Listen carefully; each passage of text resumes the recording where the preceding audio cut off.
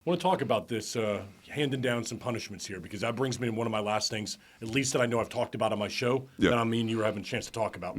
About a month ago or so, I was sent a video from that Caribbean festival, and I actually was the one who submitted it over to Fox News. They ran that video. I know we've got the video here. I know you've seen it before. And meeting you right now, it's our first time meeting one another. You strike me as somebody who probably was not exactly thrilled when you saw the behavior from the officers right there. And I say that sarcastic because I don't think you would like it. I don't think that's the kind of department that you're attempting to run. I think that for me, when I looked at it, what I was seeing there was frustration because bar owners and clubs from downtown were coming to me and going, Pat, we got problems. Be a voice. Be somebody like that, right?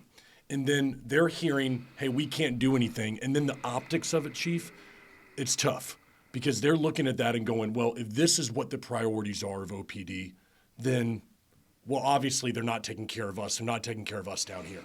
The optics of it didn't look good. And so I want to give you an opportunity to respond to this video and maybe to the entertainment district down there who's been disappointed because they're looking at this and going, come on, guys, give us some help down here. Clear, like we had talked about earlier, those two things are coming together. I'm hoping that we can have an honest conversation about that. So these actions I do not tolerate. I expect more from my officers. Now, these officers were working the Caribbean Festival in an off-duty stance, so they're basically paid by the Caribbean Festival through the city, and they get paid, and I believe there are 4 or 5 officers who are working detail down there, a crowd of about 6,000 people. When I got the video, I was not happy at all. I'm like, where do they work? Who are they? Give me everything on these guys. And the first thing I did without doing anything was order an internal investigation. Okay. But then on top of that, an internal investigation takes time, and they look at your history, what you've done, and it's a complete investigation, and they'll come out with whatever punitive issue they'll come up with at the end of it through their deputy chief. I understand that piece. The first thing I did, so one thing I control is working off duty is not a right, it's a privilege. Okay. So I took it away for 4 months. Now I will say from hearing the chain, talking to the officers, that's what hit them hard, because I will say officers, especially newer officers, tend to work probably 3 or 4 days a week. They want the money, they like being out there, like seeing things, and this is where I'm going to hit you right away because I control that. For 4 months, you're not going to make any money. Don't care, don't want to hear excuses. It's got nothing to do with the internal affairs investigation. They're 2 separate pieces, so I can do that without affecting any contract or anything like that. So that's the first thing I did because, like I said, I'm not going to accept anything like that. Now, we did make a change that was more in-house. So any of the big venue sites that we have Camping World, we have Kia, we have a soccer stadium. And because this was smaller, usually if we have an Electric Daisy Carnival, we have a Rolling Loud. It's insane. There's hundreds. So I have 300-400 officers working there. Yeah, I have 300-400 officers working there, command staff, deputy chief. So we have a huge footprint there.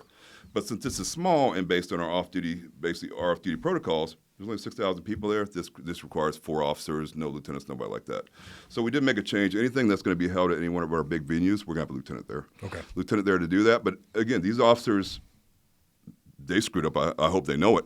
And this will not be tolerated. And Internal Affairs will finish the investigation. We'll see how that comes up.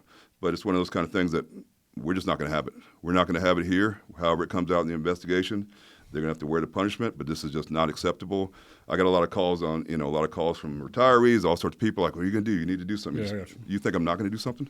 Yeah. If you know me, I'm going to do something. This is not acceptable.